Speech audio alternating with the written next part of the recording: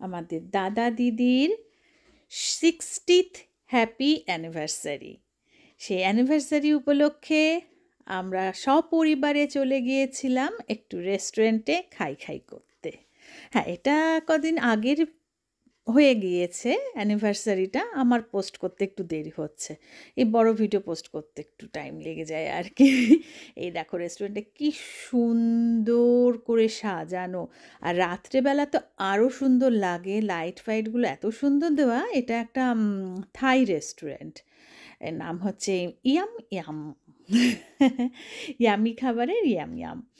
এই যে প্রথমে একটা কার্ড বানিয়েছে ওর জেঠু বড় মার জন্য, সেটা দিল। আমরা সবাই মিলে বসে জমিয়ে আড্ডা হচ্ছে।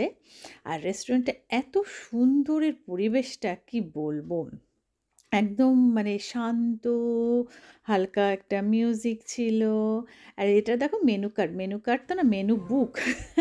এত সুন্দর, প্রত্যেকটা জিনিস ভীষণ রুচিসম্মত।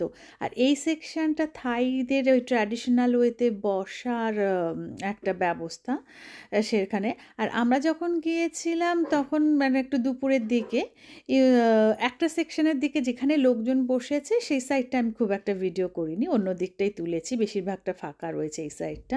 আর দেখো ভেতরেই কি সুন্দর মাছ, রঙিন মাছগুলো ঘুরে বেড়াচ্ছে, খুব সুন্দর লাগছিল দেখতে।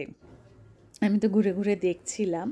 আর এই যে পেইন্টিং, হ্যান্ড পেইন্টিং, এই যে ওনারের ওয়াইফ, ওনার পেইন্ট করা, এগুলো খুব সুন্দর, মানে দেখে মন ভরে যাচ্ছিল। এত সুন্দর করে যে করেছে, এই ময়ূরটা সেটা ওটা করছে এখনও, ময়ূরটা এখনও কমপ্লিট হয়নি, কাজ চলছে। কি দুর্দান্ত হাতের কাজ, মানে রুচিসম্মত সব কিছু। আর এদের খাবার তো ফাটাফাটি, দুর্ধর্ষ খাবার।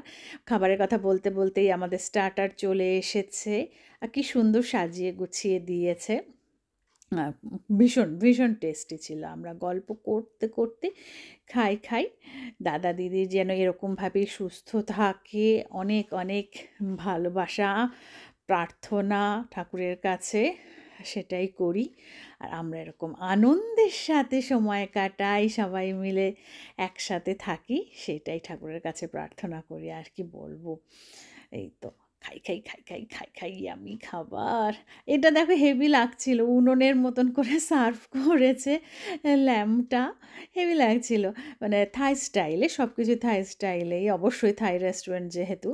আমাদের যার যেটা পছন্দ, যেই আইটেম, আমরা সেরকমভাবে সেই ডিশগুলো অর্ডার করেছি। আর খাবার এসে গেলে আমি তো ভীষণ ব্যস্ত হয়ে গেছি, খাবারের আর ছবি তোলা হয়নি, খেতে বসে গেছি।